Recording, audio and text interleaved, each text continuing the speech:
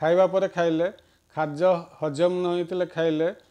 घी तेल मसला बोईतालु पोईशाग भेंडी सारू समुद्री माछ सुखुआ यह सब जिनस बेसी खाइले शरीर टॉक्सिक पदार्थ सृष्टि हुए एवं रक्त रे जाई जॉइंट स्थान रे पहुँचे एवं सेठी सप्लाई होता भेसल्स एवं नर्व को कार्य करने दिए नहीं एवं सेठी नर्व रे ऑब्स्ट्रक्शन हवा द्वारा सेठी बथा हुए एवं बथाटा किछि दिन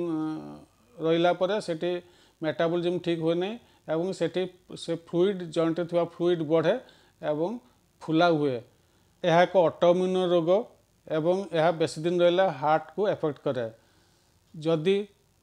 बेसी तेल मसला एवं प्रोटीन जातीय खाद्य खिया जाए तेबे शरीर में यूरिक एसिड बढ़े एवं ये गोटे जॉइंट रे जाई गाउट उत्पन्न हुए जहाँफल से जॉइंट रे फुला जंत्रणा एवं लाल पड़ जाए केते जलापोड़ा हुए। यह एक्सरे ईएसआर एएसओ रक्त यूरिक एसिड टेस्ट यही सब टेस्ट द्वारा या डिटेक्ट करा जाए। यह आयुर्वेदिक चिकित्सा द्वारा संपूर्ण रूपे भल हो पार किंतु सामयिक उपशम पाई गुलंच शुंठी को समान भाग में नहीं सिझाई खाइबे लेंबू रस रसुण रस खाइबे रसुण को घीरे बाटी खाइबे रसुण को छेची लहुणी सहित खाइबे प्रशस्त पत्र को खसा तेल लुहा कड़े भाजबे से गंठी स्थान रे लेप दे पट्टी बांधे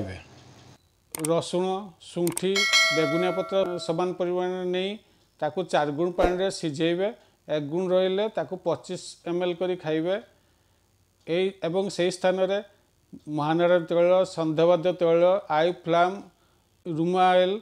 यही टाइप आयुर्वेदिक विभिन्न तेल अच्छी ताको मालिश कले टेम्पररी रिलीफ मिले।